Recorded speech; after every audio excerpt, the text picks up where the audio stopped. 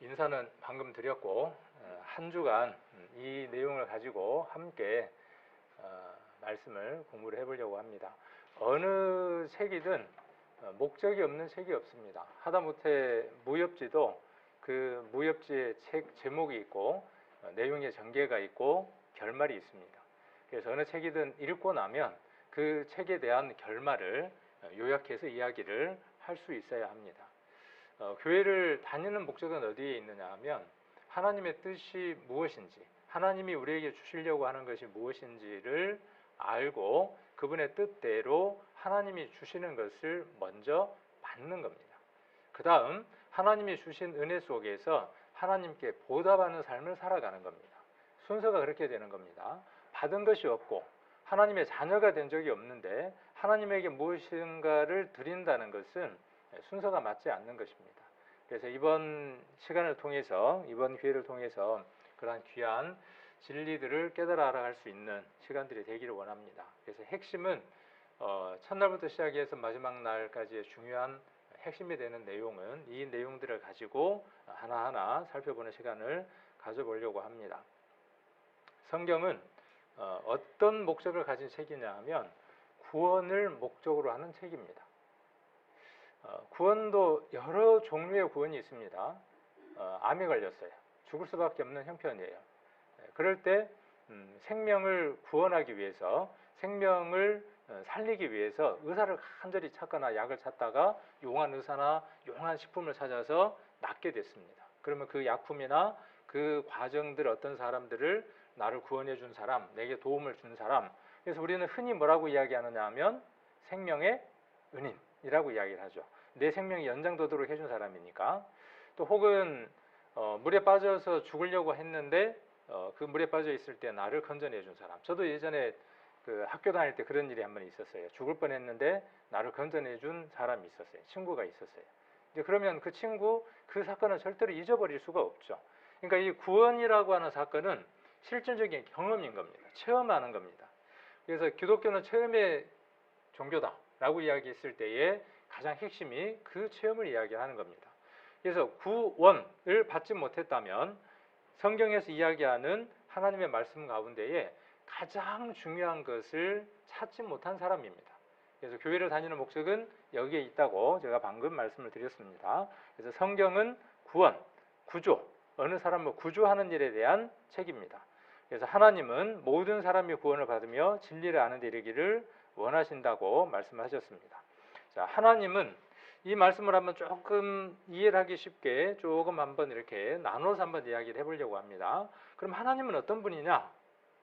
이 구원이라고 하는 내용을 두고 봤을 때 하나님은 어떤 분이냐? 하나님은 구원자다 그 말이에요. 구조자다 그 말이에요.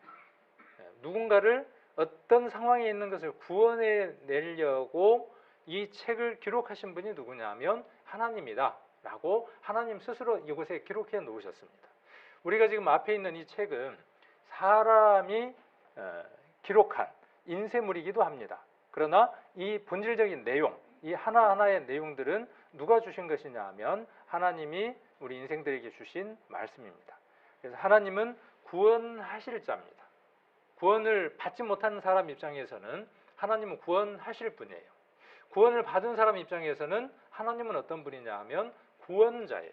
그래서 하나님의 이름의 뜻을 우리가 나중에 알게 되면 하나님의 이름은 여호와입니다. 하나님이라는 말은 우리가 그냥 아버지 하는 것처럼 그런 뜻이에요. 우리 아버지가 계시죠? 아버지는 여러 아버지가 있죠. 저희 아버지도 있고 여러분들의 아버지가 있는데 아버지의 이름은 다 다르죠.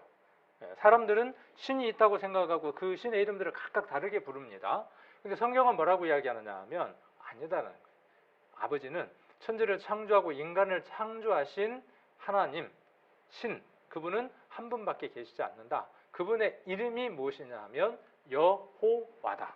그래서 중국식으로 발음하니까 여호와고 우리가 영어라든지 원래 그 원문의 발음대로 이야기를 한다면 야훼 정도로 이렇게 우리가 발음을 하면 적당할 것 같습니다. 그래서 하나님이라는 말이 무슨 뜻일까요? 그러면 하나님 무슨 뜻일까요?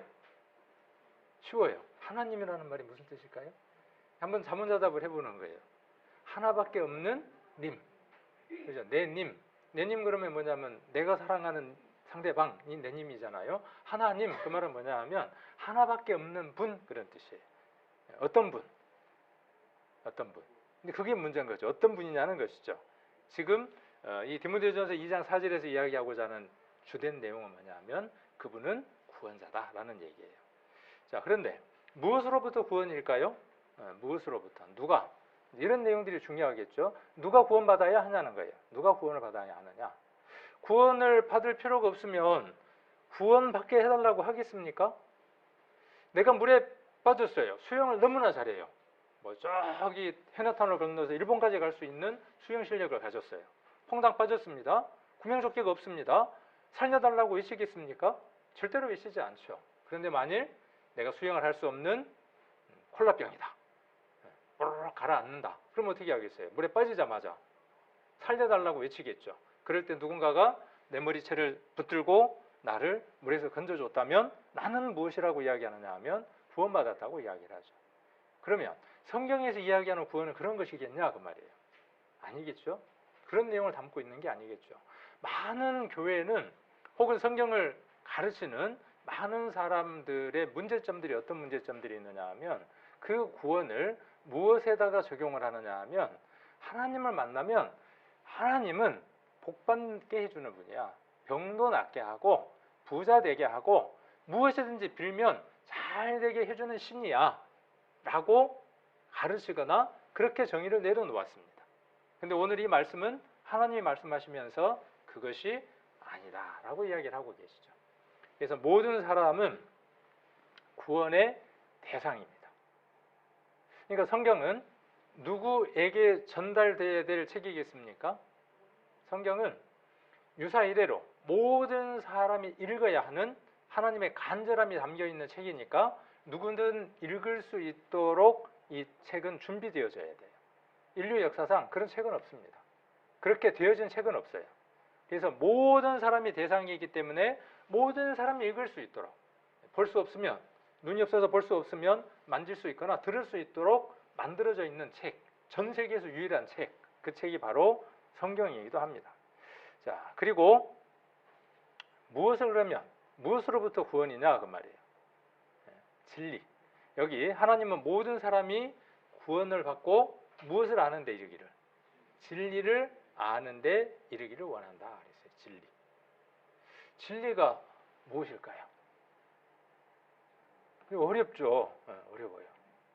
근데 우리가 시편이라든지 또 신약에 있는 성경 여러 성경들 단답형으로 나와 있는 글자 본문들 몇 개만 이으면 쉽게 알 수 있습니다.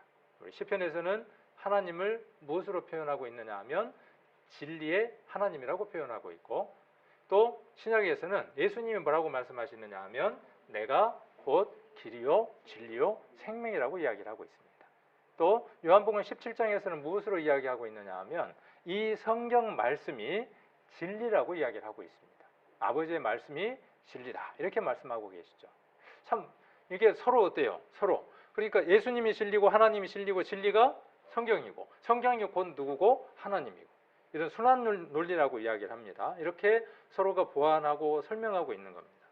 그러니까 성경을 깨닫고 성경 속에 있는 하나님이 말씀하시고자 하는 구원, 그 구원에 대해서 아는 것. 그래서 우리가 구원의 대상이라고 하는 것을 아는 것이죠. 무엇으로부터 구원이냐는 것이에요. 우리 인생이 하나님을 떠나 있습니다.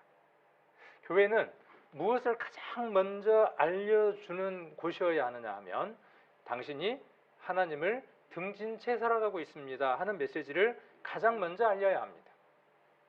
그 얘기는 무엇이냐 하면 하나님을 등진 채로 살아가는 인생의 결말은 영원한 불못이 준비되어 있고 그곳에서 세세토록 슬피 울며 이를 갈아야 한다는 사실이 하나님이 선언한 말씀입니다. 심판이 결정되어 있습니다. 그 심판으로부터 구원을 받으십시오 하는 얘기입니다. 이것이 성경이 이야기하는 가장 핵심적인 내용입니다. 뼈대입니다. 그래서 우리가 5일 동안 이 내용들에 대한 것들을 하나씩 배워보려고 하는데 시간이 충분하지 않으니까 뼈대 정도만 간략한 내용들만 우리가 배울 수 있게 됩니다. 귀를 여시고 또 마음문을 여시고 또 왜 저렇게 이야기할까 하는 하나님의 입장과 그 마음 속에서 이 말씀들을 잘 경청하시면 충분히 이해할 수 있는 정도의 내용일 겁니다. 혹은 어려운 단어도 나올 수 있고 그동안에 내가 접해보지 못했던 이야기나 단어들이 나올 수도 있습니다. 그러나 앞뒤의 내용들을 잘 연결 지으면 그 내용들을 충분히 이해할 수 있을 겁니다.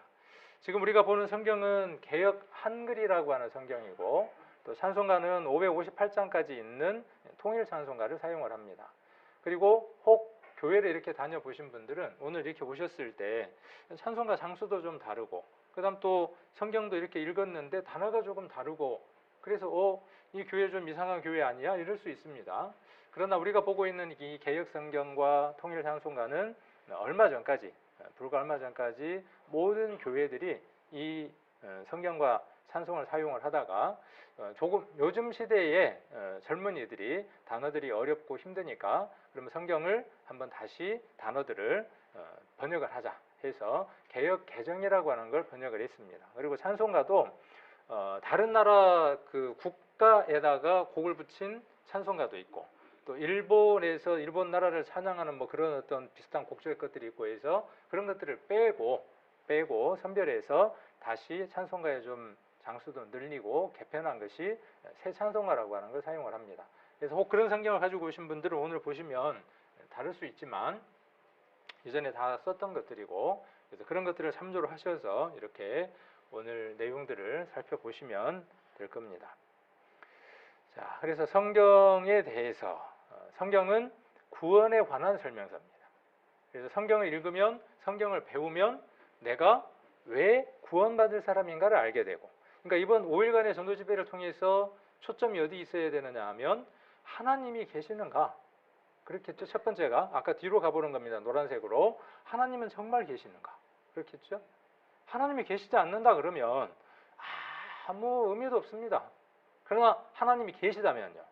하나님이 계시다면 내가 왜 구원받아야 하는 사람인가를 알아야 하는 겁니다. 그러니까 첫 번째가 하나님이 계시는가. 그래서 히브리서 11장 6절에는 어떤 말씀을 하고 계시느냐 하면 하나님께 나아가는 자는 하나님을 찾으려고 하는 자는 첫 번째가 뭐냐 하면 하나님이 계시다는 사실을 반드시 알아야 한다라고 히브리서 11장 6절에서 이야기를 하고 있습니다. 그리고 그것은 큰 상을 받을 일이다 이렇게 이야기를 하고 있습니다. 그래서 하나님은 구원을 주시는 분이고 구원할 만한 능력이 있다. 그리고 그분께서 우리에게 구원을 주시려고 말씀하신 것을 기록해 놓은 것이 성경이다. 야, 오늘 큰 것 두 가지를 벌써 알았네요. 성경이 무엇인지 그리고 하나님이 어떤 분인지 이렇게 이제 두 개를 벌써 중요한 가닥을 잡았습니다. 확인만 하면 되겠죠. 자, 그 다음 그 구원을 하나님이 어떻게 이루셨는지, 어떻게 구원했는지. 아까 우리가 세월호 같은 것 이런 것들 한번 예를 들어 볼 수 있잖아요. 물에 빠졌는데 건져 주었다. 그럴 때 우리가 물에서 건짐을 받았다, 구원받았다 하는 것처럼 그런 경험이 이루어질 수 있겠죠. 저는 84년도에 고등학교를 다니다가 이 말씀을 지금 여러분들처럼 배울 수 있는 기회가 있었습니다. 똑같은 얘기를 해주시더라고요. 같은 말씀을 잡고 같은 시간들을 할애해서 쭉 이야기하면서 하나님은 이런 분이고 저는 하나님이 어떤 분이라고 이야기를 했냐면은 하나님은 없다고 이야기를 했어요. 하나님은 없다고 생각하고 살았습니다. 왜? 안 보이니까. 그래서 친구들에게 하나님이 있으면 나한테 한번 데려와봐. 내가 이렇게 말을 해도 하나님 못 데려오고 하나님이 나오지도 않잖아. 내가 하나님 욕을 해도 하나님이 나한테 벼락도 안 내리잖아. 그러니까 없어. 하나님 믿으려면 차라리 닭똥구멍을 믿어. 좀 안 좋은 말로. 그러면 하루에 하나씩 달걀이라도 얻는데 하나님 믿어갖고 뭐 얻을 게 있어. 그렇게 외쳤던 사람인데 첫날 하나님에 대한 것들을 배우면서 제가 얼마나 무식한 사람인지를 알았어요. 어리석은 사람인지를 알았어요. 그래서 시편에 말씀하시기를 어리석은 자는 그 마음에 이르기를 하나님은 없다 하는도다 그랬어요. 왜 하나님이 없다고 하는 거죠? 하나님이 없다고 하는 이유는 성경은 간단하게 이야기하는 겁니다. 어리석기 때문에. 배워본 적이 없기 때문에. 무식하다 그러면 이제 기분 나쁘니까 어리석고 무지하기 때문에 그런 것이죠. 배워보면 그렇지 않다는 겁니다. 자, 그 다음 그 모든 내용들이 적힌 것이 성경입니다. 자, 요한복음 17장입니다. 오늘 가능하면 우리가 성경을 좀 찾으면 좋은데 시간이 많이 가기 때문에 제가 이곳에다가 필요한 말씀들을 다 이렇게 옮겨놨습니다.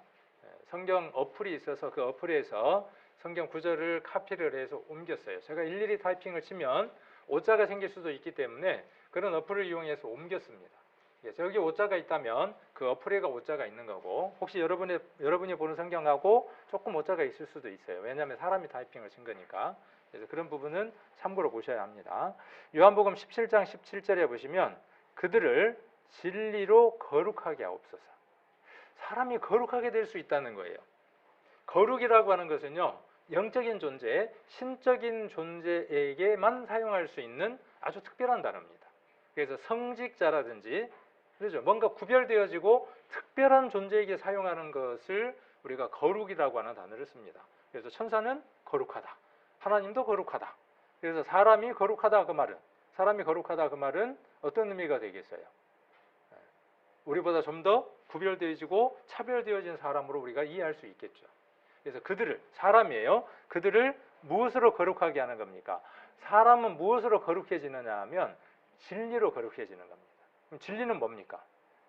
진리는 아버지의 말씀이라 그랬어요. 아버지의 말씀은 진리다 그랬어요. 지금 우리가 보고 있는 이 성경은 아버지의 말씀이에요. 가만히 있어 보세요. 아버지래요. 여러분 집에 아버지가 계시는데 교회 한번 갔다 온 뒤에 당신이 아버지가 아니고 아버지가 따로 있대요. 누가 그래? 교회 목사가. 어디에? 성경에. 난리 나겠죠. 그렇게 이야기하면. 지금 여기서 이야기하는 이 아버지라고 하는 것은 영에 관한 문제입니다. 육신의 이 유전학적인 물리적인 그런 존재로서의 그 관계를 이야기를 하는 것이 아니라 영적인 관계를 이야기를 하고 있는 겁니다. 사람은 아버지가 둘이 있습니다. 사람에게 아버지가 둘이 있을 수 있는데 한 아버지는 사단입니다. 자세히 이제 그런 내용들을 배우게 될 겁니다. 앞으로 마귀라고 하는, 사단이라고 하는 영적인 존재가 있고 하나님이라고 하는 영적인 존재가 있습니다. 영적인 존재라는 말은 영원하다는 뜻입니다. 영원하신 존재, 죽음이 없는 존재예요. 그리고 눈에 보이지 않는 존재예요. 그 영원하신 분, 그 영원하신 하나님이 나의 아버지냐, 아니면 사단이라는 말 들으니까 기분이 좋아요, 안 좋아요? 별로 안 좋아. 사탄하고 좀 비슷하긴 한데 사탄 발림을 잘하는 존재가 사탄이기는 해요. 그런데 어감상 안 좋고 마귀 그러니까 돼요. 사탄, 마귀, 귀신 같은 영적인 존재들의 그룹들이에요. 그 사탄의 존재, 그 사단의 지배를 받는 존재가 있습니다. 사람이 있습니다. 성경은 무엇을 선언하느냐 하면 하나님하고의 관계가, 하나님의 자녀로 한번 태어난 경험이 없는 모든 사람은 누구의 자녀라고 선언하느냐 하면 마귀의 자녀라고 선언합니다. 그 마귀의 자녀로 일생을 살아가면 죽음의 끝에 그 사단의 세상인, 사단의 영원한 세상인 지옥으로 던져질 것이라고 성경은 선언하고 있기 때문에 그 죽음 이전에 하나님을 만날 수 있도록 하라고 간절히 이야기하고 있는 것이 성경입니다. 이번에 살펴볼 내용들의 주된 내용들입니다. 그래서 하나님의 말씀, 이 하나님의 말씀이 누구의 말씀이 되도록? 내 아버지의 말씀이 되도록 하는 겁니다. 하나님이 나의 영의 아버지가 되도록 하는 것이 이번에 최고의 소득이 되겠죠. 만일 우리나라의 갑부, 누가 갑부인가요? 우리나라의 최고 갑부, 누군지 모르겠지만 있겠죠. 따져보면 순위가 나올 겁니다. 그 사람이 우리 아버지라면 어떻게 했어요? 그 아버지의 모든 재산이 내게 되겠죠.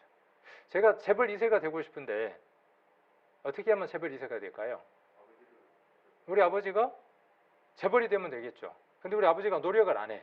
그래서 재벌 2세가 못 돼. 재밌는 얘기인데 이해를 못 하시네. 내가 재벌 2세가 되고 싶어도 노력을 해도 돼요, 안 돼요? 나는 안 돼. 왜? 아버지가 노력해야 되는 거예요. 재벌 2세가 되는 건 아버지가 노력을 해야 내가 재벌 2세가 되는 겁니다. 얼른 이해를 하셔야 되는데,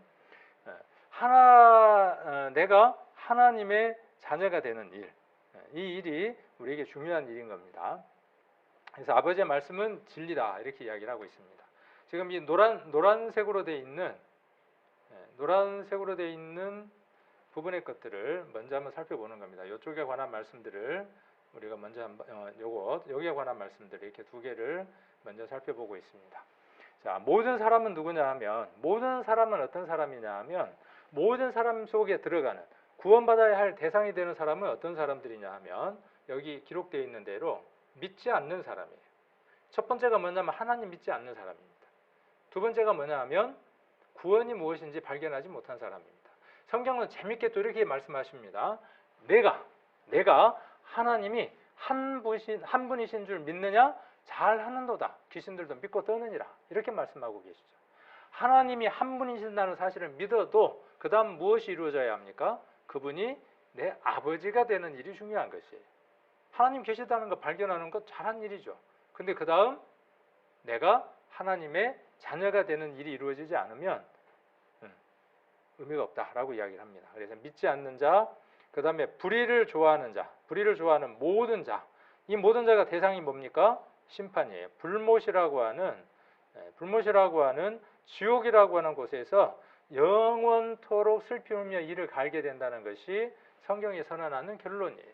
이것으로부터 하나님이 어떻게 해주시겠다는 거예요? 건져주시겠다는 거예요. 구원해 주시겠다는 거예요. 자, 그 다음 구원하실 자. 하나님은 어떤 분이냐? 구원을 주시는 것을 기뻐하시는 분이 하나님이에요. 누구에게? 모든 사람에게. 나는 돈이 없어. 나는 배운 게 없어. 나는 잘나지도 못했어. 상관없어요. 모든 사람, 남자든 여자든 모든 사람에게 구원을 주시고자 합니다. 우리 구원의 하나님이 구원의 하나님을 만나고 나면 그 하나님은 누구 하나님이 되는 겁니까? 내 하나님이 되는 겁니다. 하나님이 다른 사람의 하나님이면 의미가 없어요. 내 하나님이어야 돼요. 내 하나님이 되는 게 이번에 성경을 공부하는 목적입니다. 주의 이름의 영광을 위하여 우리를 도우시며 주의 이름을 위하여 우리를 건져. 자, 그래서 구원의 내용이 무엇인지를 지금 이야기하려고 하는 겁니다. 하나님은 모든 사람이 구원받기를 원하는데 그 구원의 내용, 어디로부터 구원받아야 되는가에 대한 내용을 지금 시편 79편 9절에서 이야기를 하고 있는 겁니다. 그래서 어디에서 건지는 겁니까? 우리를 건지시는데 어디에서 건지는 거예요? 우리 죄에서 건지는 겁니다. 내가 죄가 없는데? 죄가 있는가 없는가에 대한 것들을 한번 살펴보자는 거죠. 왜? 죄가 없으면 나는 구원이 필요 없는 사람이에요. 수용할 수 있는 사람이니까. 그러나 내가 죄가 있으면 어떤 상태죠? 물속에 빠져 있는 사람이니까, 구원이 필요한 사람이니까 하나님께 구원을 원하고 기도하고 그 구원을 받을 수 있는 사람들이 되어지겠죠. 자, 아까 요한복음 17장 17절에 그들을 진리로 거룩하게 하옵소서. 아버지의 말씀은 진리다라고 말씀하셨는데 아버지의 말씀 그랬어요. 아버지의 말씀. 우리가 보고 있는 것이 지금 아버지의 말씀. 아까 뭐라 그랬죠? 그것을 두 글자로 성경이다 그랬어요. 성경. 아버지의 말씀 이퀄 성경, 진리. 여러 가지로 지금 이야기를 할 수 있습니다. 그래서 아버지의 말씀을 오늘 한번 자세하게 살펴보려고 하는 겁니다. 그래서 성경이 정말 하나님이 말씀하신 게 맞는지, 첫 번째가 그겁니다. 성경이 하나님이 기록하게 하신 말씀이 맞는지, 오늘은 두 가지를 알아보려고 하는 겁니다. 두 가지. 하나는 성경이 정말 하나님이 기록하게 하신 글이 맞는가 하는 거 하나. 그다음 두 번째가 뭐냐 하면 하나님은 창조자라고 말씀하셨는데 하나님이 정말 창조하실 만한 능력이 있는지 한번 확인을 해보는 겁니다. 사람은 창조할 수 있어요, 없어요? 자, 발견이라고 하는 게 있고 발명이라고 하는 게 있습니다. 사람이 발명했다고 이야기를 합니다. 근데 발명할 수 있어요, 없어요? 발명은 없는 것을 만들어내는 것에 거의 유사합니다. 발견은 사람이 쉽게 할 수 있어요. 근데 발명은 참으로 어려운 겁니다. 전혀 없는 것을 만들어내야 되니까. 창조라고 하는 것은 발견, 발명 그것보다도 훨씬 더 고차원적이고 높은 얘기입니다. 그러니까 사람에게 창조라는 단어는 붙일 수가 없습니다. 그러나 하나님은 창조의 신이다 라고 말씀하고 계시죠. 그래서 먼저는 아버지의 말씀이 진리라고 했는데 아버지의 말씀에 관한 내용들을 한번 살펴보려고 합니다. 성경은 사람의 기록의 부산물이 아니라는 겁니다. 성경은 하나님이 기록하게 하신 책이다 그 말이에요. 하나님이 여러 시대를 거쳐서 여러 시간을 거쳐서 여러 사람들에게 기록하게 하신 책이 성경입니다. 그래서 디모데후서 3장 15절부터 16절까지 같이 한번 읽도록 할까요? 저기가 저만 따뜻한가요? 난방이 저한테로만 다 오니까 저만 따뜻한데 혹시 따뜻해서 졸릴 것 같으면 좀 온도를 낮추셔도 되고. 자, 같이 한번 읽겠습니다. 15절부터 16절까지. 또 내가 어려서부터 성경을 알았나니 성경은 능히 너로 하여금 그리스도 예수 안에 있는 믿음으로 말미암아 구원에 이르는 지혜가 있게 하느니라. 모든 성경은 하나님의 감동으로 된 것으로 교훈과 책망과 바르게 함과 의로 교육하기에 유익하니. 책의, 지금 여러분들이 보고 있는 이 책의 목적에 대해서 바울이 디모데라고 하는 교회의 목회자에게 잘 지금 설명을 해주고 있습니다. 성경은 그랬어요. 성경은 뭐 하는 책인가 라고 하는 것을 잘 설명을 해줍니다.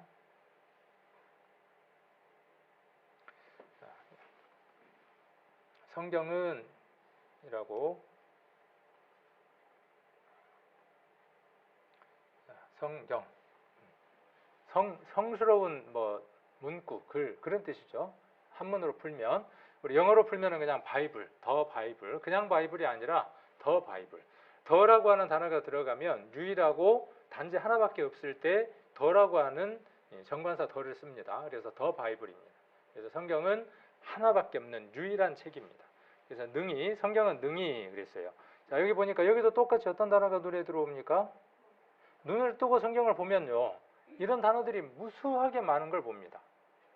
성경에 가장 먼저 그리고 가장 중요한 단어가 무엇이냐라고 묻는다면 성경을 믿는 많은 사람들은 자연스럽게 공통적으로 나오는 단어가 무엇이냐 하면 구원입니다. 자연스럽게 나오는 단어가. 이 구원은 아까 잠깐 말씀드렸던 것처럼 아버지가 바뀌는 문제예요. 사단의 자녀에서 하나님의 자녀로 탄생하는 겁니다. 사람이 죽을 수밖에 없는 존재인데 죽음에서 생명으로 옮겨가는 겁니다. 영원한 생명을 얻는 겁니다. 지금 우리는 유한한 생명을 갖고 살아가는 겁니다.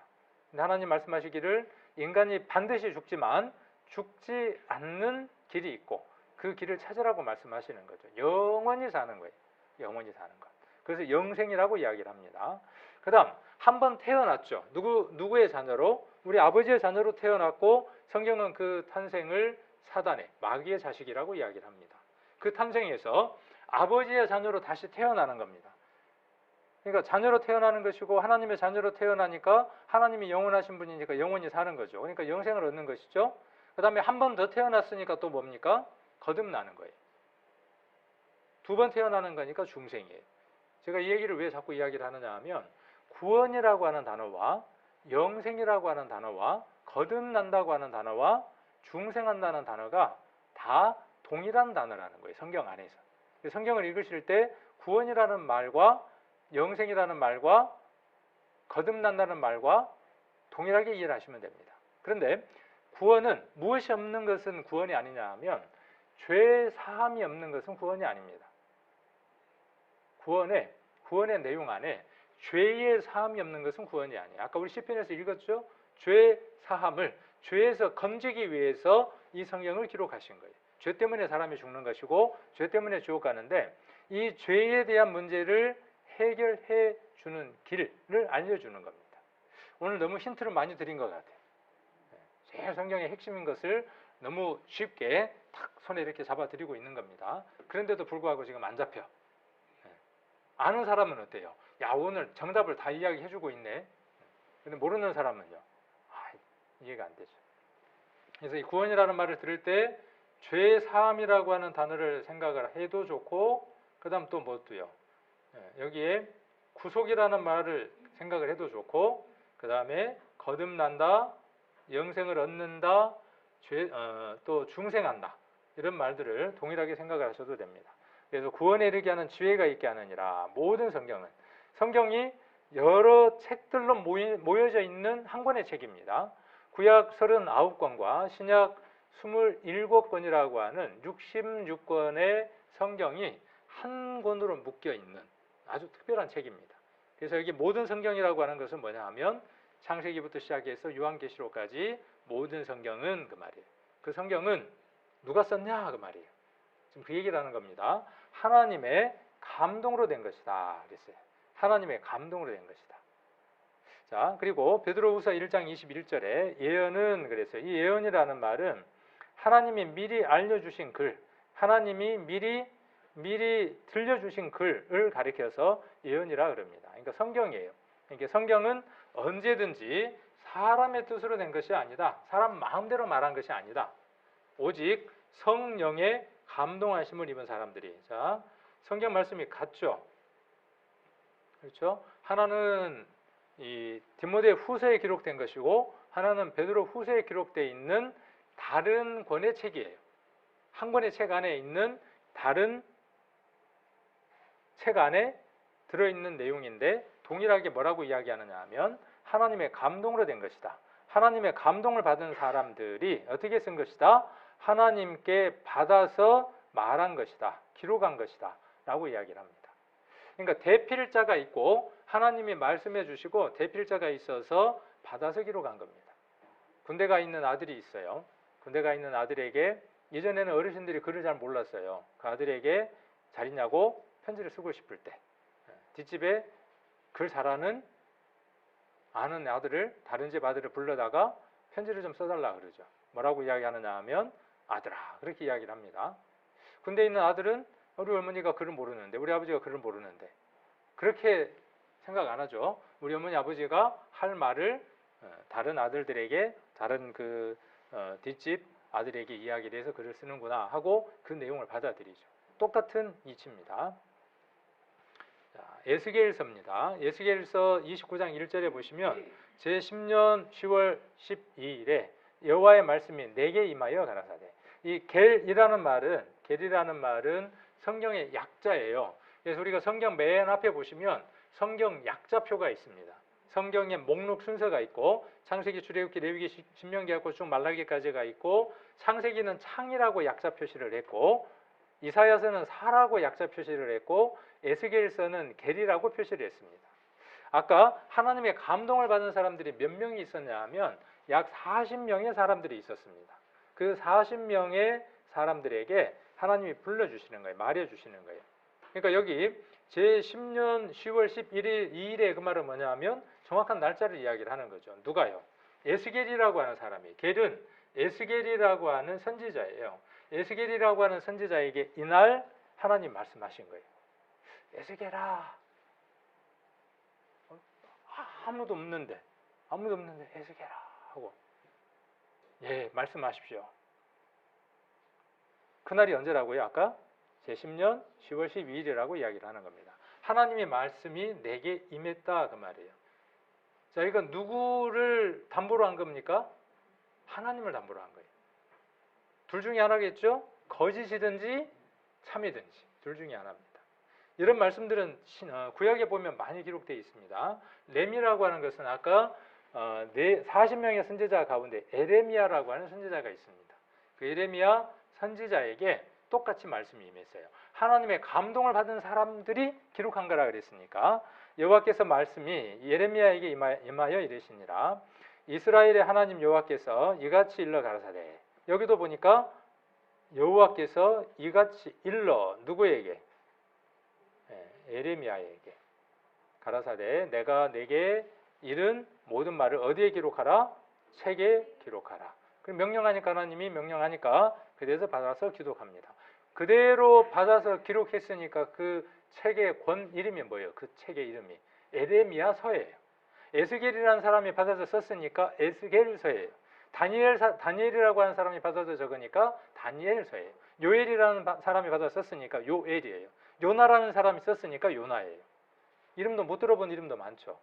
말락이라고 하는 사람도 있고 사람의 이름들입니다.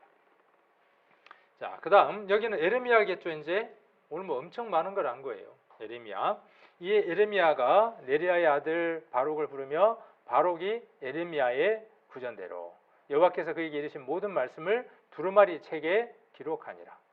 그러니까 지금 이 성경은 무엇을 이야기하고자 하느냐 하면 에레미야라고 하는 사람이 실존 인물이다 그 말이죠.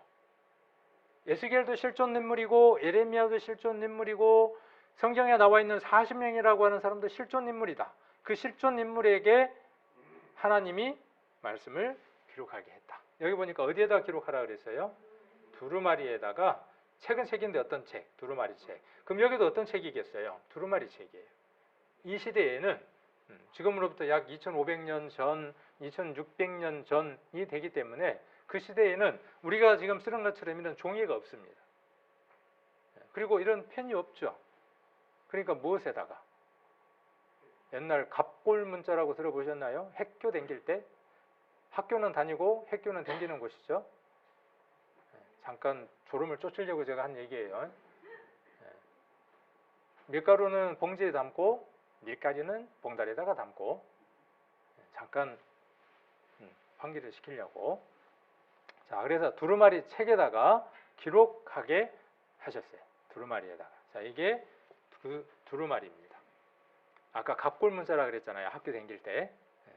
그래서 그 거북이 등에다가 글을 쓰기도 하고 뼈에다가 글을 이렇게 긁기도 하고 했었죠. 아니면 돌에다가 새기기도 하고 그랬던 것들이 짐승을 잡아서 그 짐승의 가죽에다가 붓으로 글을 쓰는 것이죠. 그렇게 짐승 가죽에다가 쓴 글, 그렇게 짐승 가죽에 기록해 놓은 도구를 가리켜서 두루마리라 그럽니다. 그래서 두루마리에다가 무엇을 기록하는 겁니까? 에스겔의 개인의 생각을 적는 게 아니라 하나님이 불러주신 대로 적는 거예요. 아까 하나님의 신이 감동했어요. 이것을 영어로는 in spirit라 그럽니다. in spirit. spirit라는 말은 뭐냐면 영이라는 뜻이에요. 하나님의 영이 in 속에 어느 사람 속에 하나님의 영이 들어가는 거예요. 신이 임하는 거예요. 그래서 적을 때 자기 정신으로 적는 게 아니라 하나님의 영의 것으로 적는 거예요. 적고 깨보니까 어때요? 맨정신이 드니까 읽고는 뭔 내용인지를 몰라요. 다니엘서라든지 여러 성경들을 읽어보면 선지자들이 글을 쓰고 뭔 내용인지를 몰라요. 묻습니다. 이게 뭔 내용입니까? 물으니까 뭐라고 말씀하시느냐 하면 다니엘서에 뭐라고 말씀하시느냐 하면 잠깐 봉해놔.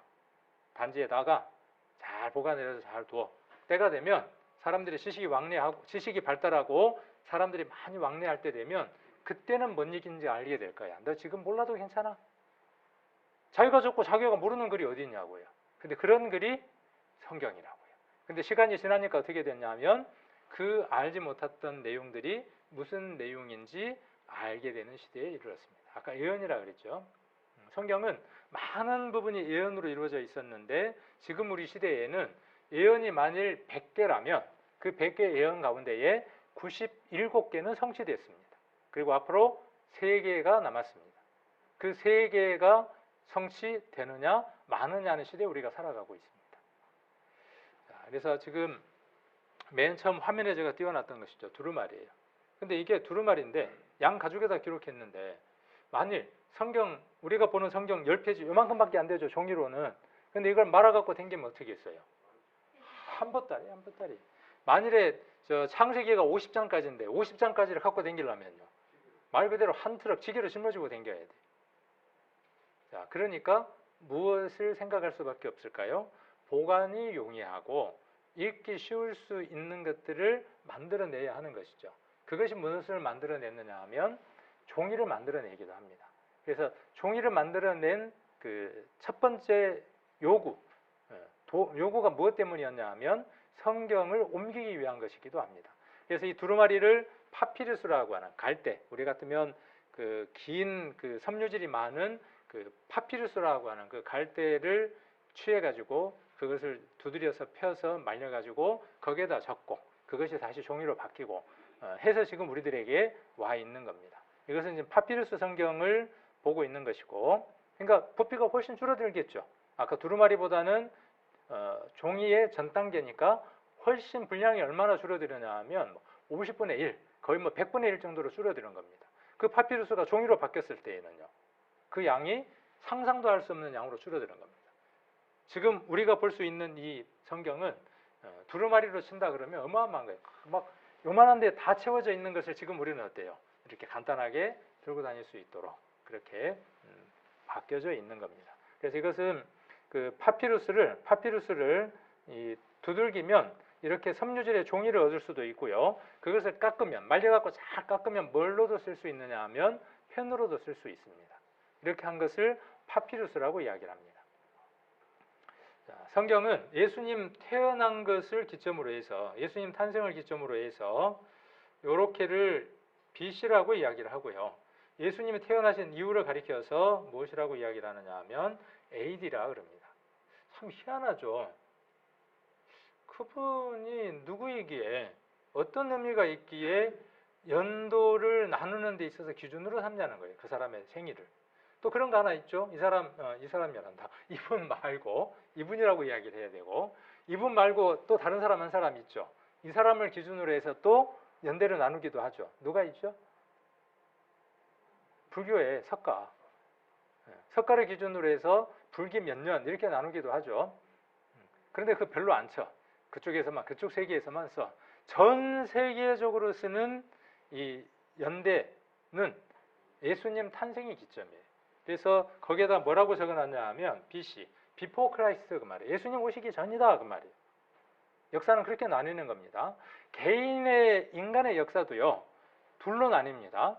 예수님을 만나기 전이냐, 예수님을 만난 후냐 확연하게 다릅니다.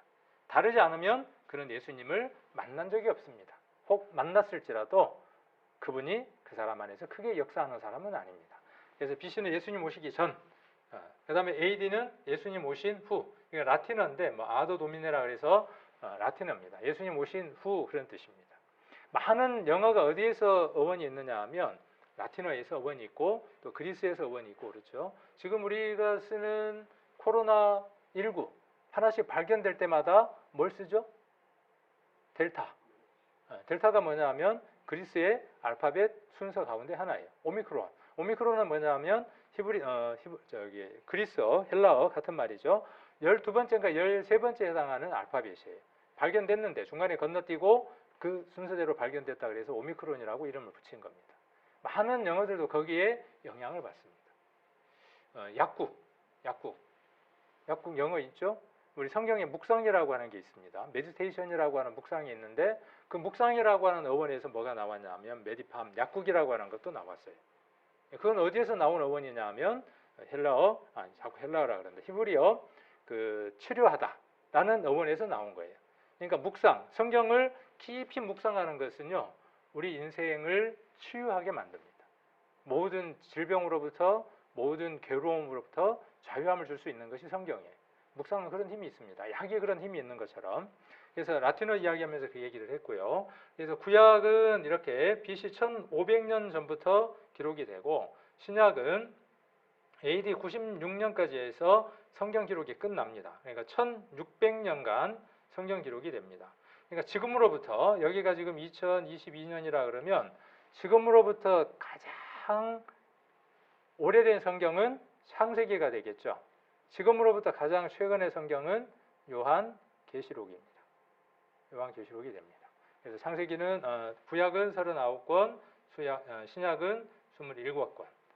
이거 쉽게 외우려면 구구단만 외우면 돼요. 3구는 27, 더하면 66. 우리 교회 들어오는 데에 입구에 디지털 번호가 걸려 있잖아요. 그겁니다. 누르고 들어오시면 돼요. 천국 가는 디지털 락이 있습니다. 천국에도 디지털 락이 있어요. 열고 들어가야 돼요. 3927일까요? 우리 교회 들어올 때는 누르면 되는데 천국은 그거 눌러갖고 못 들어가요. 이번에 어떤 걸 눌러야 들어가는지를 발견하실 수 있어야 되고 이 성경을 배우면 충분히 아까 성경을 배우면 구원에 이르는 지혜가 있다 그랬으니까 성경 배우시면 그 구원을 얻으실 수 있습니다. 약 40명이라고 하는 사람이 40명이라고 하는 선지자, 먼저 보냄을 받은 자, 먼저 사실을 깨달은 자라고 하는 40명의 선지자가 이 말씀을 기록합니다. 거기에는 왕도 있고 목동도 있고 어부도 있고 세금을 징수하는 사람도 있고 의사도 있었고 다양한 부류의 사람들. 어느 사람은 지금으로부터 3500년 전의 사람이고 어느 사람은 지금으로부터 약 2000년 전의 사람입니다. 이 사람과 이 사람은 한 번도 만난 적이 없죠. 만날 수가 없잖아요. 창세기를 기록한 모세와 요한계시록 마지막을 기록한 사도 요한, 반모섬에서 기록했던 요한은 한 번도 만난 적이 없습니다. 왜? 시차가 얼마가 나니까요. 1600년이 나니까. 이 사람이 이야기하는 모세 오경의 내용과 요한계시록에서 이야기하는 내용이 일맥상통하고 있습니다. 똑같이 같은 사람이 이야기하는 것처럼. 그렇죠. 한 분이 기록하게 하셨으니까. 그러니까 하나님은 3500년 전에도 살아계셔서 말씀하시는 하나님이었고 하나님은 2000년 전에도 살아계셔서 말씀하신 분이에요. 그분의 나이는 그럼 몇 살? 이것만 대충 계산해도 계산이 안 되는 나이지만 그분의 연세는 그래야죠. 계산이 안 되는 연세. 영원하신 분이에요. 하나님은 영원 속에 계시는 분이에요. 그 영원 속에 계시는 분이 그 영원 속에 중요한 내용들을 요약하고 함축해서 우리가 알아들을 수 있는 우리의 언어로 기록하게 하신 것이 성경입니다. 로마서를 잠깐 한번 보겠습니다. 로마서. 이거 제가 준비를 못했습니다. 오늘 할 얘기를 웬만하면 다 준비해서 기록해서 하려고 하는데 준비를 하다 보면 미처 못할 때도 있습니다. 242페이지 로마서 3장 1절입니다.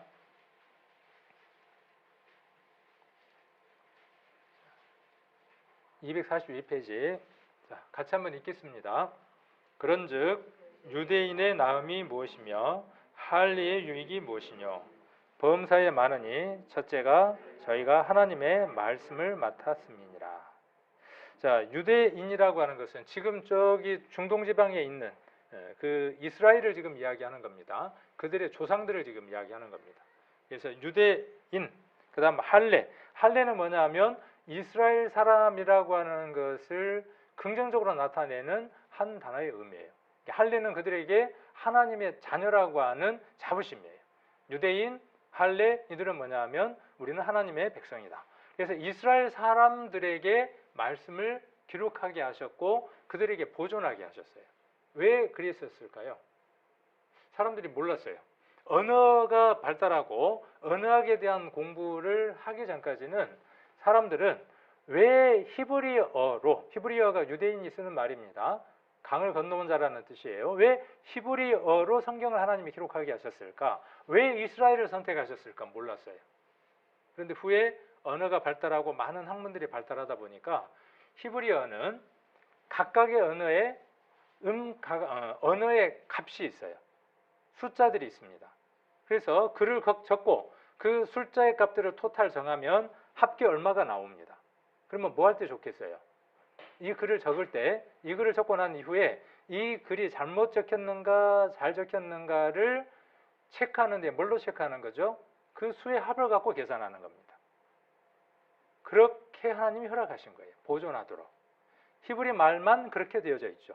물론 히브리 말 말고 다른 나라들도 그렇게 각각의 글자의 값을 갖고 있는 나라들도 있기도 합니다. 그러나 히브리어에 그렇게 값을 갖고 있다는 것은 신비스러운 일이죠.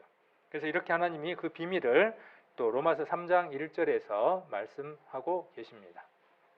구약은 히브리어라고 하는 유대인이 쓰는 단어로 썼고 그 다음에 신약은 헬라어로 기록을 했습니다. 왜 신약을 헬라어로 기록하셨을까요?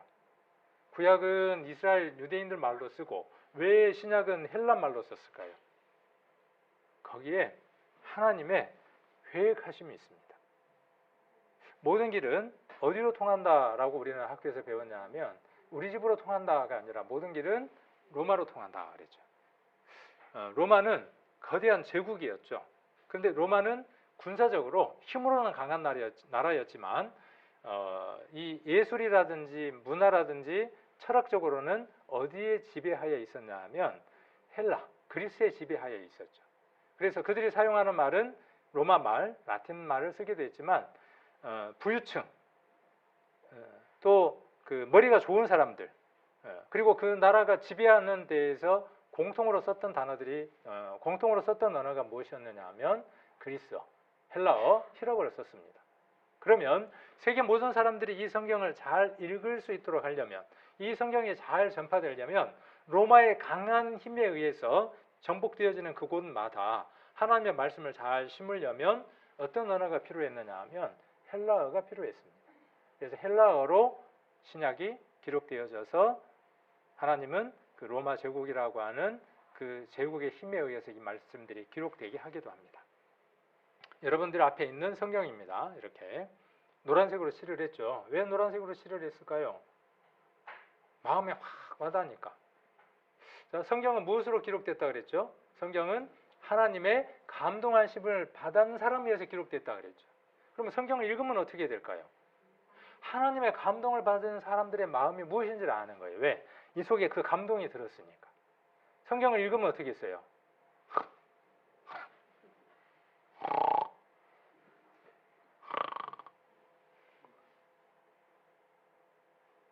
잠이 와, 막 읽으면. 잠이 그렇게 안 오다가도 성경책만 딱 펴면 1초 있다가 잠이 와요. 수면제야. 딱 두께도 뭐하기 좋아요, 두께가. 여기다 수건 한 장 깔면 딱 펴고 좋아, 높이도. 왜 그럴까요? 왜? 하나님의 자녀가 되어본 적이 없어요. 하나님의 감동으로 그 구원을 받은 적이 없기 때문에 그래요. 그 구원을 받은 사람은 이 성경의 목적을 아니까 그 목적을 알고 나면 줄을 그을 수밖에 없어요. 그래서 일평생 성경을 몇 권쯤 바꾸느냐 하면 수십 권을 바꿉니다. 이렇게 부풀어서 하고 넘기고 하다 보니까 막 색이 부풀어져 가지고 온 천지 기록이 돼 있고 나중에 글이 안 보이니까 어떻게 해요? 또 바꾸고 또 바꾸고 또 바꾸고. 그런 경험이 다들 있으시죠? 저만 있나요? 다들 있으시죠? 네. 혹시 물어볼까 봐 겁이 나갖고 지금. 네. 이렇게 기록을 하죠. 자, 여호와의 말씀을 책에 기록한 것. 자, 여호와께서 내게 대답하여 가라사대. 여호와께서 내게 대답하여 가라사대. 하나님께 물었어요. 누가요? 합주기 할 때 합이 아니라 하박국이라고 하는 선지자. 하박국이 대답한 겁니다. 가라사대. 여호와께서 내게 대답하여 가라사대. 너는 그랬죠. 하박국 너는 이 묵시를 기록하여 판에 명백히 새기되 달려가면서도 읽을 수 있게 하라. 자, 이제 성경 두루마리 책에만 기록하는 게 아니라 시대가 많이 바뀔 거야. 아까 앞에보다 수백 년이 지난 이후에 하박국이 기록한 것이에요. 받아서 기록한 거예요. 달려가면서 읽을 수 있도록 해라. 자, 또 다니엘서 12장 4절에는 다니엘아 마지막 때까지 이 말을 간수하고 봉함하라. 이 간수라는 말은 뭐예요? 간수. 잘 관리하라는 거죠. 보존의 의무까지도 하나님이 그들에게 주셨어요. 봉함하라. 관리하는 겁니다. 사람이 빨리 방리하며 지식이 더한다 그랬어요. 성경이 우리 보는 성경이 개역 한글이라 그랬고 우리말로 번역되어 있는 성경들이 10가지 종류가 넘는데 공동 번역도 있고 또 바른 성경도 있고 현대인 성경, 한국어 성경, 현대인 성경, 현대어 성경 뭐 여러 성경들이 있습니다. 쉬운 성경도 있고. 근데 여기 보니까 공동 번역에가 이렇게 있습니다. 너 다니엘아 이 말씀을 비밀에 붙여 마지막 그때가 오기까지 이 책을 봉함해 두어라. 많은 사람이 읽고 깨쳐 잘 알게 되는 날이 올 것이다. 그전에는 읽어도 뭔 얘기인지를 모를 때가 있다는 거예요. 비밀이기 때문에, 예언이기 때문에. 그런데 시간이 많이 지나면 어떻게 될 것이다? 읽고 깨쳐 잘 알게 되는 날이 올 거라는 거예요. 지금만큼 성경을 많이 알게 된 시대도 드뭅니다. 아까 말씀드렸던 것처럼 97%가 드러난 것들로 우리가 배울 수 있는 시대가 됐습니다. 자, 그런데 어떤 사람도 있어요. 갈팡, 질팡 하는 사람도 많을 것이다. 의외로 지식이 가득 찼지만 제대로 찾지 못하고 이것인가 저것인가 헤매는 사람이 있을 것이다. 예수님이 이렇게 말씀하셨습니다. 말세가 되면 미혹해 되는 일이 많을 것이다. 그 말씀대로입니다. 이 말씀들이 예수님이 인용하고 하신 말씀들이기도 합니다. 자, 이 성경을 어떻게 하라는 거예요? 달려가면서 읽을 수 있도록. 이 속에 뭐가 들었어요? 모든 성경이 한 권에 다 들었어요. 이 휴대폰에 다 들었어요. 요거 하나면 이 안에가 뭐 모든 게 다 들었습니다. 저 같은 경우는 이거 하나만 있으면 성경 공부도 다 끝나요. 뭐 저기 주석도 들었고 강의도 들었고 이거 하나만 가지면 하루 종일 기분이 좋아요. 막 배가 불러요. 이것만 있으면. 어떤 사람들도 이거 갖고 하루 종일 배가 부른 사람들이 있죠. 남 욕하느라고.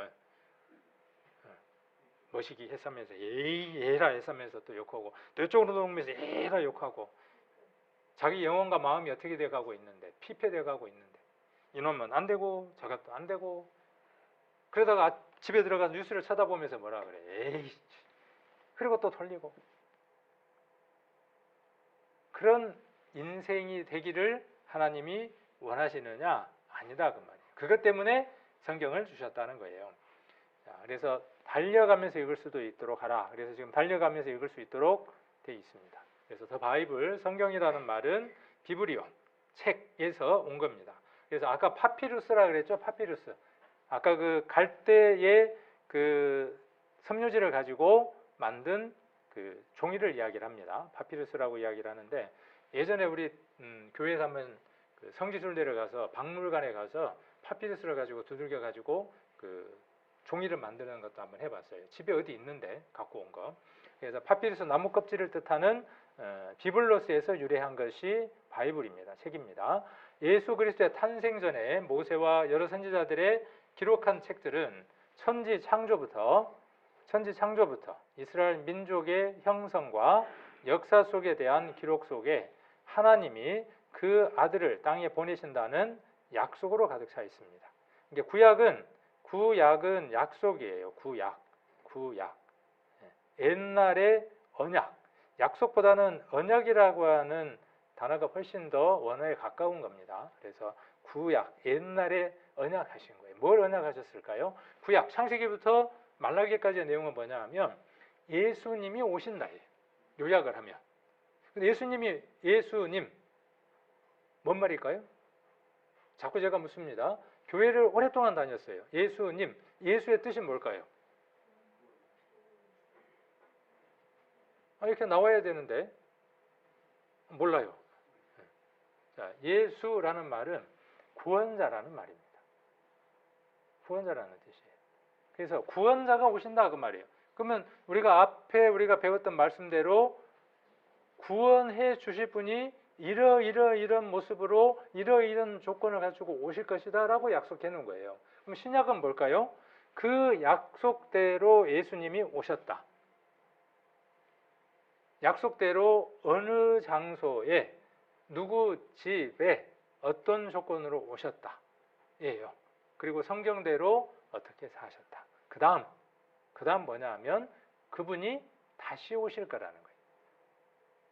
예수님이 한 번 오셨잖아요. 근데 그분이 다시 오실 거라는 거예요. 그 다시 오실 것에 대한 것들도 이번에 우리가 성경을 배우면서 조금 살펴보려고 합니다.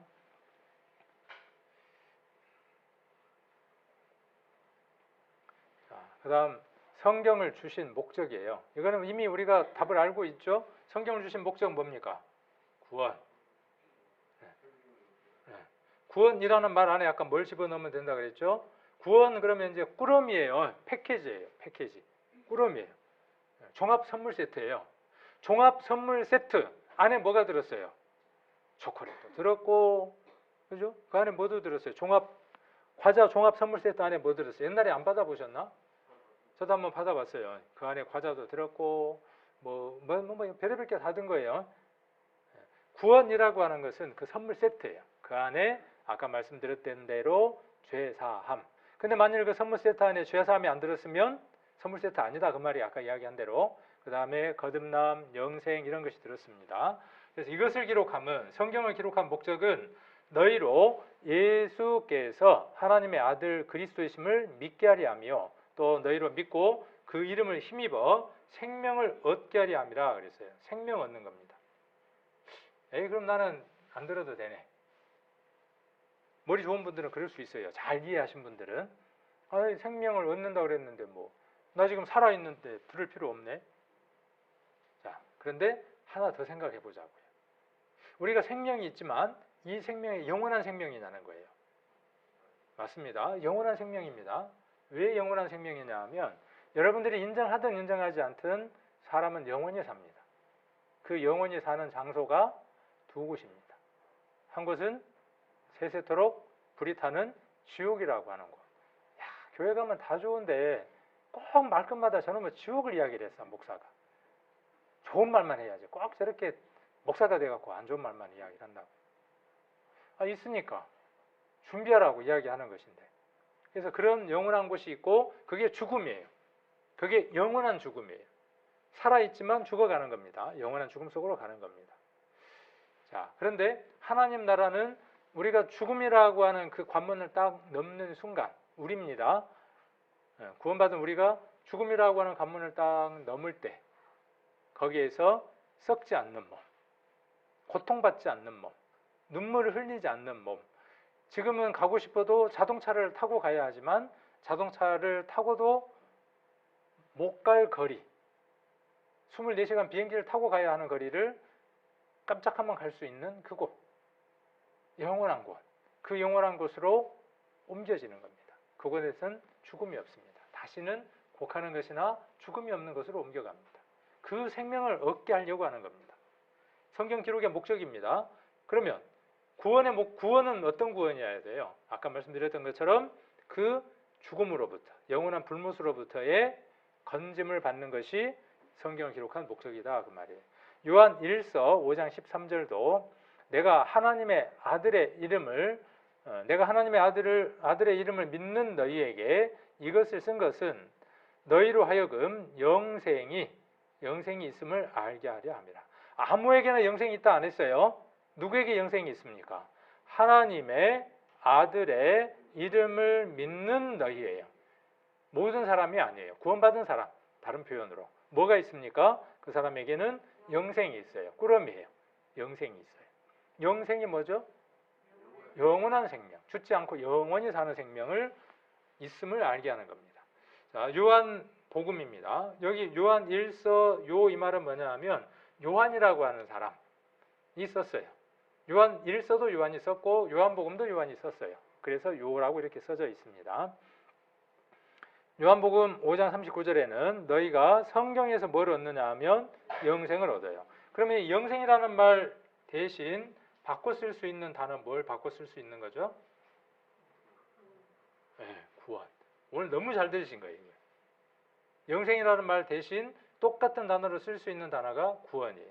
영생을 얻는 줄 생각하고 성경을 상고하고, 상고라는 말은 뭐냐 하면 공부하는 것과 비슷한데 학교 공부는 어떻게 해야죠? 잘 적고 외우고 달달달달 해야 된단 말이에요. 그게 학교 공부예요. 연구예요. 근데 상고라는 것은 뭐냐 하면 그렇게 공부를 하되 그렇게 더 열심히 해야 되는 겁니다. 그렇게 하되 그것이 인격적으로 자기와 관계가 맺어지는 게 상고예요.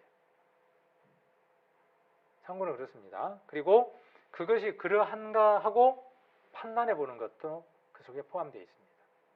그냥 무조건적인 수용이 아니라 그것이 내게 옳은지 그른지를 판단하는 과정이 상고입니다. 상고하거니와 이 성경이, 그래서 이 성경이 곧 누구에 대해서 증거하는 겁니까? 여기서 성경, 내게는 누구냐 하면 예수님이에요. 지금 여기서는. 지금 요한복음은 요한이라고 하는 사람이 예수님에 대해서 쓴 글이니까 여기서 내게라는 말은 예수님이죠. 성경 전체는 예수님에 대해서 이야기를 합니다. 창세기부터 요한계시록까지 예수 그리스도가 숨은 그림으로 곳곳에 숨겨져 있습니다. 아까 밑줄을 딱 쳤잖아요. 노란색으로. 와, 여기 예수님이 숨어 계시네 하고 발견하는 거예요. 여기도 계시네. 여기도 계시네. 야, 이분이 나를 영원한 불목 가운데에서 건져주셨네. 노란색으로. 다음 날 또 빨간색 현관편으로. 나중에 보니까 안 보여. 이 성경도 바꿔야지. 그렇게 되는 거죠. 성경은 하나님을 증거하는 책입니다. 하나님을 증거하는 책이니까 아까 모든 사람이 하나님을 알아야 되니까 성경은 결론적으로 어떻게 돼야 되겠죠? 모든 사람이 읽을 수 있고 볼 수 있고 들을 수 있는 책으로 바뀌어야만 합니다. 누가 그렇게 하시겠습니까? 하나님이 하시는 겁니다. 사람이 하는 것 같지만 아까 그 글을 사람이 적은 것 같지만 하나님이 적으신 것처럼 하나님이 그렇게 보관하시고 보존하시고 이렇게 번역해서 지금 우리가 볼 수 있도록 하시는 이 모든 일들은 누가 하시느냐 하면 하나님이 하시는 일입니다. 그래서 전 세계에 2233개 언어로 번역이 끝났습니다. 자, 여기서 질문 하나. 왜 성경은 모든 나라, 모든 사람이 들을 수 있도록, 볼 수 있도록 번역됐을까요? 오늘 들었던 처음 성경 말씀을 잘 적용하시고 이해하시면 답을 얻을 수 있을 겁니다. 그렇죠. 모든 사람이 구원을 얻어야 하니까. 그래야 사람들이 어때요? 나는 몰라서 못 믿었습니다 할 수 없죠.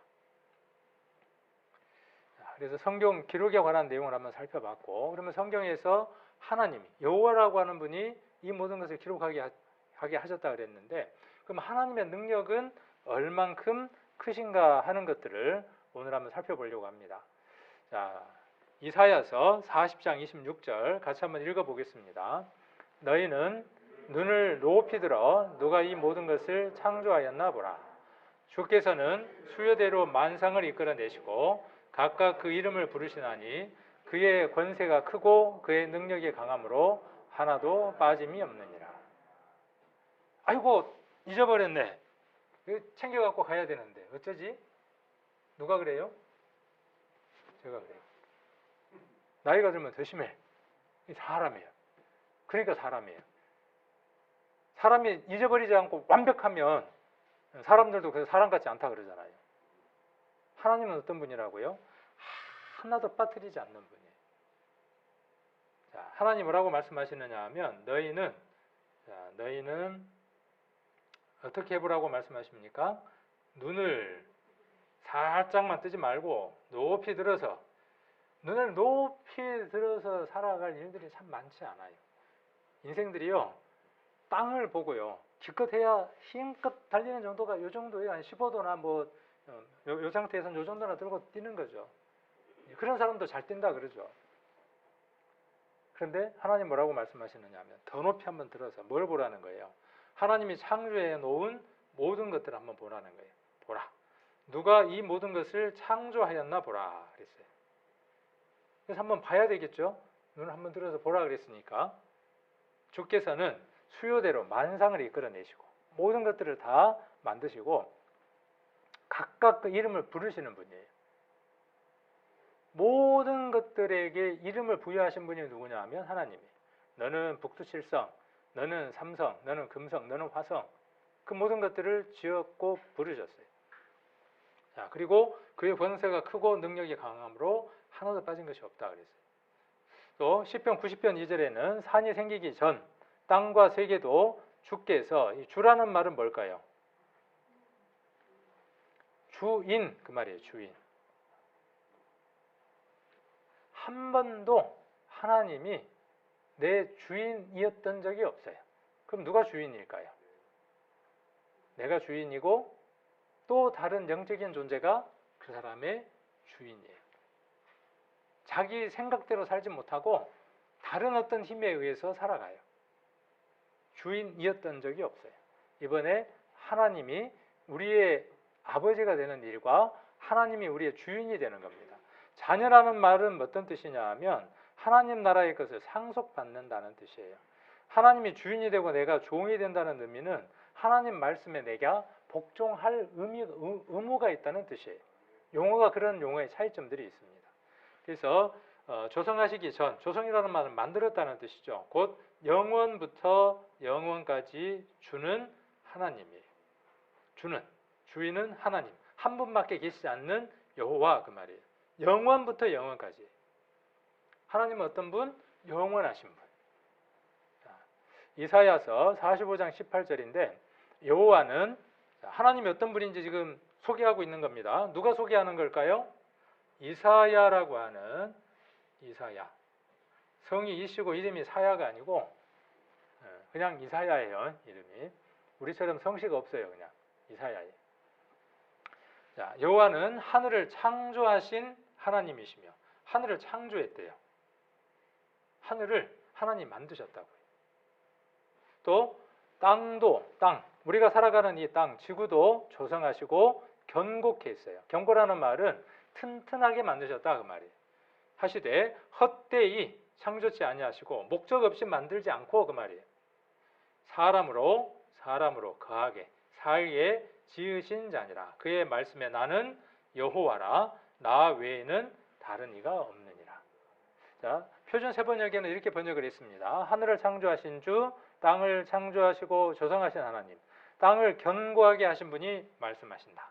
그분은 땅을 혼동 상태로 창조하신 것이 아니라 사람이 살 수 있게 만드신 분. 나는 하나님 말씀하시는 거죠. 주인이다. 나밖에는 다른 신이 없다. 그 말이에요. 그러니까 뭐예요? 다른 신이 없으니까. 그러니까 뭐죠? 이 말을 우리말로 바꾸니까 뭐예요? 하나님이에요. 다른 신이 없어. 하나밖에 없어. 그러니까 하나님이에요. 근데 그분의 이름은 아까 뭐라고요? 그분의 이름이 여호와라. 이렇게 이야기를 하고 있죠. 자, 그래서 그분이 하신 일들을 우리가 한번 살펴보는 겁니다. 태양은 누가 만드셨을까요? 답을 이야기해 버렸네. 누가 만드셨을까요? 존칭을 썼으니까 이미 답이 나와 버렸네. 태양은 당연히 하나님의 창조물이에요. 피조물입니다. 태양의 크기가 얼만큼 될까요? 태양의 무게는 얼만큼 될까요? 태양의 반지름은 얼마고 지름은 얼마고 태양의 겉 표면의 온도는 몇 도쯤 될까요?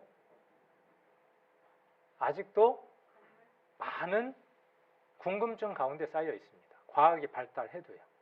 그런데 성경은 지금 우리가 이해할 수 있는 그 시대의 언어로 이해할 수 있는 언어로 하나님의 태양을 어떻게 만드셨고 그 용도가 무엇인가를 잘 드러내놨습니다. 자, 이 성경은 시편입니다. 지금으로부터 약 3000년 전에 기록된 성경입니다.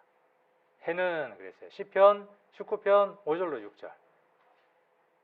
혹시 제가 써놓은 게 고쳐 쓴 것 같으면 얼른 보셔도 돼요. 찾아서 시편 19편 5절로 6절. 해는 그랬어요. 해는 해라 그랬으니까 어떤 성경들에 보면 태양은 이렇게 해놨기도 했어요.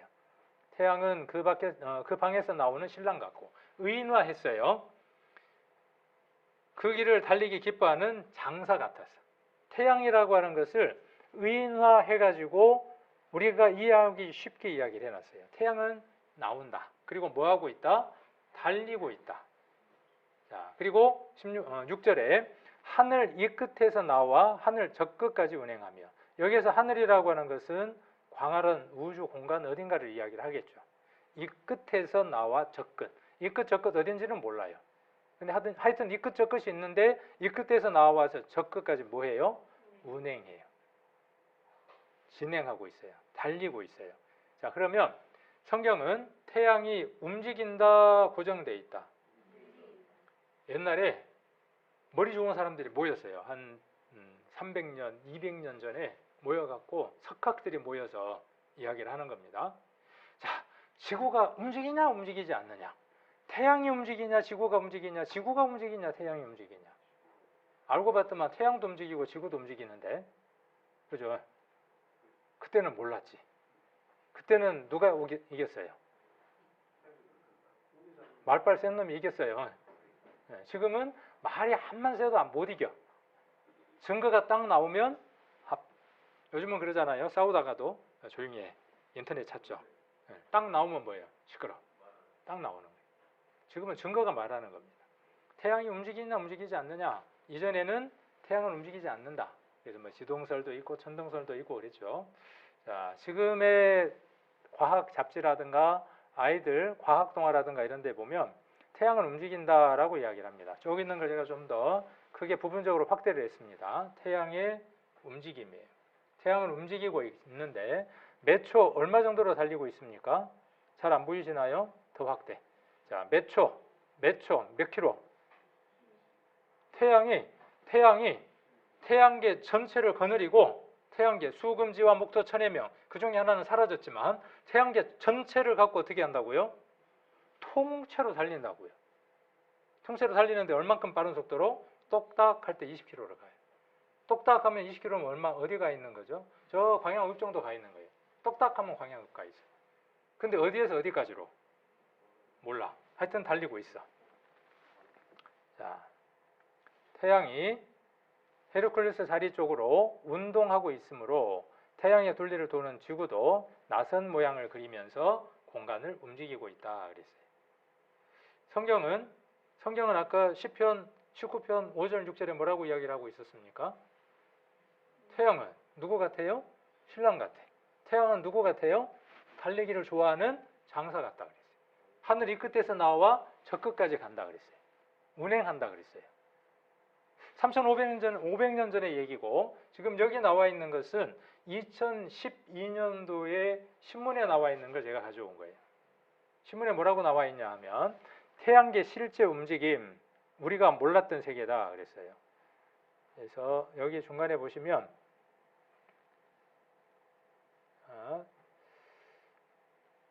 행성들이 반복적으로 태양 주위를 도는 것 같지만 공개된 영상을 보면 사실상 태양계는 끊임없이 전진하고 있는 거예요. 전진, 달리기, 전진. 이에 누리꾼들은 태양계의 화려한 모습에 탄성을 자아내고 있다. 뭘 봤기 때문에 그럴까요? 그래서 영상을 제가 보여드리려고 가지고 왔어요. 짧게 갖고 왔습니다. 같이 한번 보시겠습니다.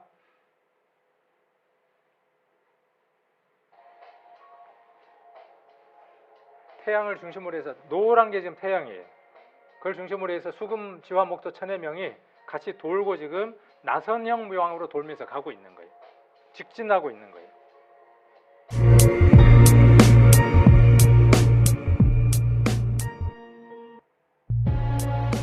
신비롭죠. 직선 운동을 하는데 걔를 따라서 도는데 지구를 따라서 또 누가 돌아요? 달이 따라서 돌아요. 그런데도 한 번도 사고 난 적이 없어요. 지금까지. 누구 작품이니까? 하나님의 작품입니다.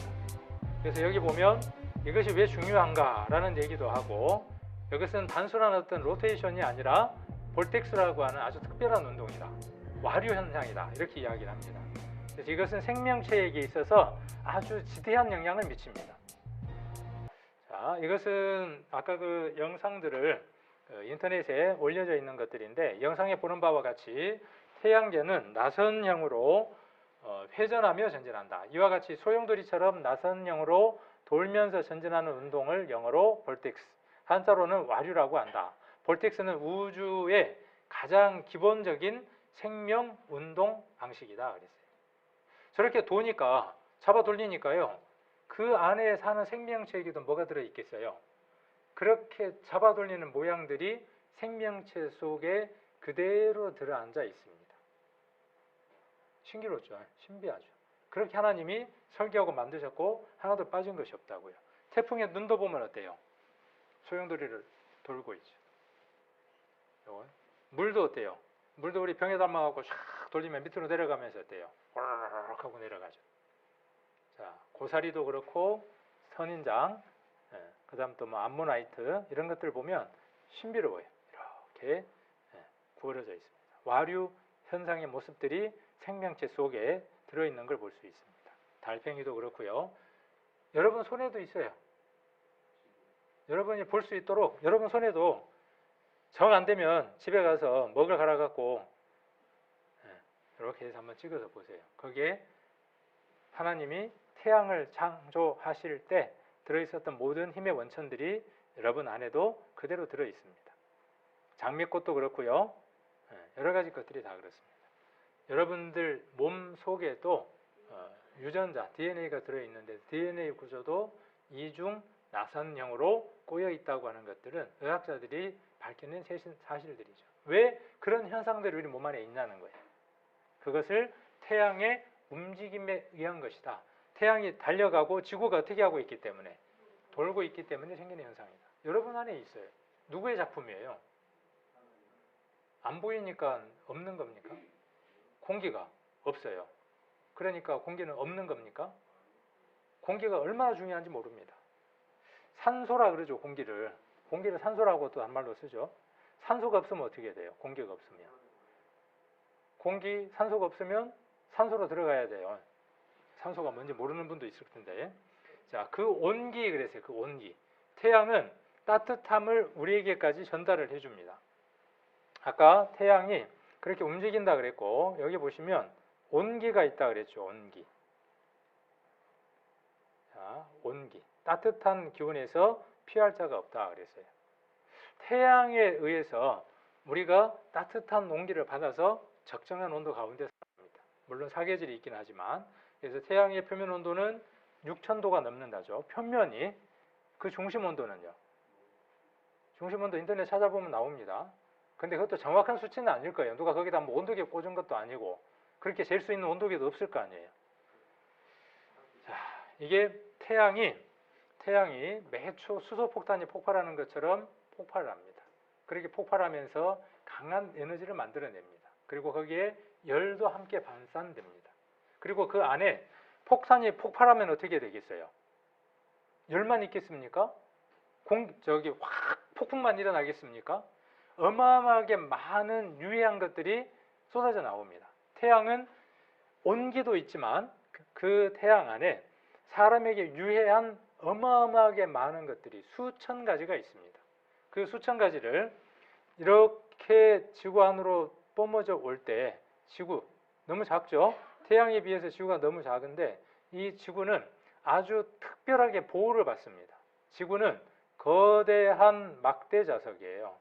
막대 자석이어서 자력을 갖고 있습니다. 자기장을 갖고 있습니다. 그리고 막대 자석은 자기장을 가지면서 자력 있는 물체들이 들어오면 어떤 현상을 보이나요? 밀어내죠. 이렇게 양쪽 끝으로. 학교 다닐 때 이런 실험 안 해보셨나요? 자석이 있고 쇳가루 가지고 어떻게 해요? 막 해보면 쇳가루들이 그 주위로 이렇게 흩어지는 걸 보셨죠? 지구가 그렇게 만들어져 있다고요. 왜 그렇게 지구가 만들어져 있다고? 거대한 자석으로. 지구 안에 있는 사람이 살아갈 수 있도록 하기 위해서 특별하게 설계됐다고요. 그래서 여기에서 오는 것들 가운데에 온기, 적당한 열기만 들어오고 사람에게 유해한 것들은 다 걸러서 바깥쪽으로 내보냅니다. 그걸 남극이라든지 북극에서 관찰할 수 있어요. 오로라. 제가 그 버킷리스트 중에 하나가 죽기 전에 꼭 해보고 싶은 것 중에 하나가 뭐냐 하면 좋은 카메라를 갖고 가서 남극이든 자리를 잡고 텐트를 치고 이 오로라 한번 찍어 오는 게 버킷리스트 중에 하나인데 못 이룰 것 같아. 추위를 못 참으니까. 거기 가면 유령이 춤추는 것처럼 푸른색의 모양이 보입니다. 지구가 보호받고 있다는 증거입니다. 욥기에도 그런 내용들을 많이 기록을 하고 있습니다. 지구는 허공에 떠 있습니다. 아닙니다 하실 분 있어요? 지구가 허공에 떠 있다 아닙니다 하실 분 아무도 없습니다 지금은. 근데 성경에 지구는 허공에 떠 있다라고 이야기를 합니다. 욥기 한번 찾아보겠습니다. 욥기 26장입니다. 욥기 26장 7절입니다. 785페이지. 조금 몸도 움직이시라고 가만 앉아 있으면 그 학교 다닐 때 공부했던 생각이 나면서 잠이 막 밀려옵니다. 그래서 한번 찾는 겁니다. 욥기 26장 7절. 하나님은 그 말씀입니다. 하나님은 북편 하늘을 허공에 폈어요. 자, 그리고 땅을 어디에다가 다셨냐 하면 공간에 다셨어요. 이 성경은 지금으로부터 약 3,500년 전에 기록된 성경입니다. 욥기는 창세기, 출애굽기, 레위기, 신명기와 같은 시기에 쓰여진 성경입니다. 자, 그런데 3,500년 전에 기록된 성경에 땅이 공간에 달렸다 그랬어요.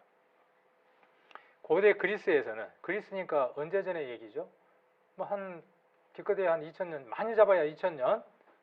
그때에 많이 배운 사람들의 생각이 뭐였어요? 신들이 땅을 이렇게 받치고 있다고 생각을 했어요. 그 다음 인도에서는 어떻게 생각했습니까? 큰 거북이가 아니면 코끼리가 평평한 땅을 어떻게 하고 있다고? 받치고 있다고 생각을 했어요. 지구는 허공에 떠 있다. 고대 그리스에는 네모난 땅이 기둥으로 하늘과 연결되어 있고 그 하늘을 아틀라스가 제우스에게 형벌을 받아 평생 떠받치고 있게 되었다고 여겼으며, 동양에서는 정육면체, 평평한 사각형, 원반 형태의 땅을 거대한 코끼리와 같은 상상 속의 거대 동물들이 떠받치고 있는 모습으로 생각하고 있었다. 그럴 때, 그 당시에 이처럼 BC 2000년경 당시의 세계관은 세계관과 사고의 영역은 지구의 노임에 관해 텅 빈 우주에 매달아 놓듯 걸려 있다는 사고를 할 만큼 과학적 능력을 갖지는 못했을 것이 분명한데, 그렇죠? 2000년 전에 이렇게 생각할 수 있었겠습니까? 그런데 성경 욥기는 3,500년 전에는 뭐라고 지금 이야기를 하고 있다고요? 그냥 이렇게 돼 있다고요. 이렇게. 자, 이걸 누가 한번 잘 설명하실 분? 이거를 지금 여러분들이 표현할 수 있는 짧은 용어로 이걸 잘 표현해 보실 수 있는 분. 이 모양을. 지구가 지금 까만 것 속에 이렇게 있는데, 저기 스크린에 지구 모양이 있네요. 초록별이 있네요. 그렇게 말고 이것을 누군가가 쉽게 알아들을 수 있는 말로. 만일에 이것이 2000년 전 사람들에게 이걸 먼저 봤어요. 하나님의 신에 감동된 사람이 하나님이 보여주신 이걸 봤어요. 어떻게 기록할까요? 아까 욥기에 뭐라고 기록한 거죠? 허공에 달려있다라고 기록한 거예요. 자, 욥기 찾았으니까 38장을 한번 보겠습니다. 38장 9절입니다. 9절. 자, 38장은 욥이라고 하는 사람에게, 하나님이 3,500년 전에 욥이라고 하는 사람에게 천지가 창조될 때 어떻게 창조됐는가를 네가 아느냐 그러면서 창조된 대략들을 하나하나 물으시는 내용이에요. 그 내용 가운데 지금 9절입니다. 그때에 천지가 창조될 때에 그 말입니다. 내가는 누굽니까? 하나님이 구름으로 그 의복을 만들고 흑암으로 그 강보를 만들고. 의복은 뭔지 알죠? 옷이에요. 옷. 강보는 뭐예요? 포대기. 애기 싸는 포대기. 애가 태어나면 어떻게 합니까? 애가 태어나면은 포대기에다가 바로 싸죠. 애 안 낳아보신 분이에요. 적어도 애를 안 낳아봤거나 쳐다보지도 못한 분들은 그렇게 답을 할 겁니다. 애가 태어나면 씻기고, 그렇죠. 씻기고 그 다음 어떻게 해요? 체온 조절을 잘 못하니까 옷을 입혀서, 겨울에는 두꺼운 옷으로, 여름에는 그래도 열을 발산할 수 있는 얇은 옷으로 입혀서 그 다음 어떻게 해요? 포대기에다, 강보에다가 싸는 거죠. 자, 의인화한 거예요. 뭐가? 지구가 만들어질 때 하나님 말씀하시는 거예요. 거꾸로 역으로 한번 보는 겁니다. 뭘로? 흑암으로 캄캄한 걸로 포대기로 쌓아놨고, 뭘로 옷을 입혀줬고? 구름으로 옷을 입혀줬고. 얼마나 설명을 잘 해놨습니까? 3,500년 전에 하나님이 욥에게 말씀하실 때 그가 본 것을 그대로 기록했습니다. 그러니까 하나님은 지구를 만드신 분이 분명하다. 하나님은 어떤 분이다? 지구를 가지고 구슬치기를 할 만큼 크신 분이다. 가 오늘 마지막으로 이야기를 하고, 내일 이 내용에 이어서 좀 더 하나님의 하늘과 땅을 창조하신 것들에 대한 내용들을 좀 더 살펴보도록 하겠습니다. 그리고 하나님이 우리 인간의 역사를 또 어떻게 이끌어 가시는지, 인간 역사 안에서 하나님이 어떤 일들을 보여주셨는지를 내일은 이어서 살펴보는 시간을 갖도록 하겠습니다.